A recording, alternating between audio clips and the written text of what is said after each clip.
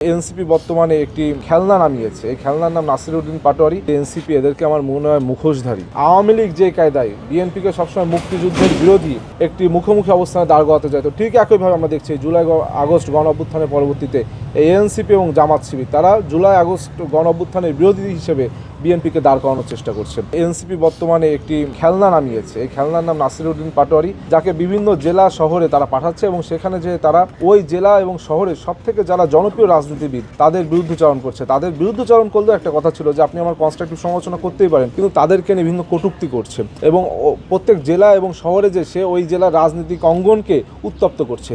কিন্তু উনি যাওয়ার পূর্বে কিন্তু ওইখানে এনসিপি বলেন বা জামাত বলেন অথবা বিএনপি, সেখানে কিন্তু একটি সৌহার্দ্যপূর্ণ গণতান্ত্রিক বাংলাদেশের সৌহার্দ্যপূর্ণ অবস্থা বিরাজ করছিল। উনি যখনই যাচ্ছে ওই জায়গাটা উত্তপ্ত হয়ে যাচ্ছে। ওই জায়গাটার যে আপনার একটি সৌন্দর্য ছিল, গণতান্ত্রিক সৌন্দর্য, একটি সামঞ্জস্য ছিল, সেই সৌহার্দ্য সম্প্রীতির যে সম্পর্ক রাজনীতিবিদদের স্থানীয়, সেটি উনি যে নষ্ট করছে। এবং আমাদের মনে হয়েছে এটি এনসিপি ইন্টেনশনালি করছে সারা দেশকে উত্তপ্ত করার জন্য।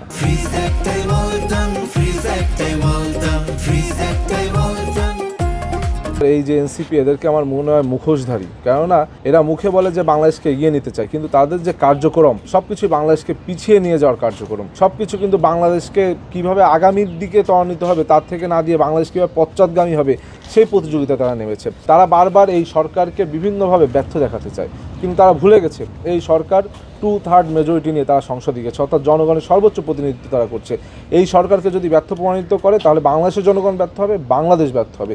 সুতরাং আমার মনে হয় যে তারা নাসিরউদ্দিন পাটোয়ারিকেও তাদের বৃহত্তর একটি ইন্টেনশন যে কনস্পিরেসি তারই অংশ হিসেবে তারা বিভিন্ন শহরে পাঠাচ্ছে এবং সেই শহরের সম্প্রীতি, রাজনৈতিক সৌন্দর্য, সৌহার্দ্য যে সম্পর্ক ছিল সেগুলো বিনষ্ট করে দেশকে উত্তপ্ত করার চেষ্টা করছে। তো ভিপি সাদেক কায়েম তিনি বলছেন যে আমাদের যে বুড়িগঙ্গা নদী রয়েছে সেটিকে দূষণমুক্ত করবেন, কিন্তু আমরা দেখি যে সবসময় এই যে যারা জামাত শিবিরের নেতৃবৃন্দ রয়েছে বা এনসিপি নেতৃবৃন্দ রয়েছে গরম গরম বক্তব্য দেয়, কিন্তু কাজে কলমে নেই। তিনি নিজেই তো একটি ডাকসুর দায়িত্বে রয়েছে, আমরা যতই তথাকথিত বলি তিনি তো দায়িত্বে রয়েছেন, কিন্তু এই ঢাকা বিশ্ববিদ্যালয়ের বিভিন্ন হলের সামনে বহিরাগতরা মলমূত্র ত্যাগ করে রেখে যায়, দুর্গন্ধ ছড়ায়। আমাদের বিশ্ববিদ্যালয়ের ওয়াশরুমগুলোর বাজে অবস্থা। আমাদের বিশ্ববিদ্যালয়ে গত কয়েকদিন আগে কুয়েত মৈত্রী হলে 300-র অধিক শিক্ষার্থী তারা বিশুদ্ধ পানির অভাবে অসুস্থ হয়ে গিয়েছে।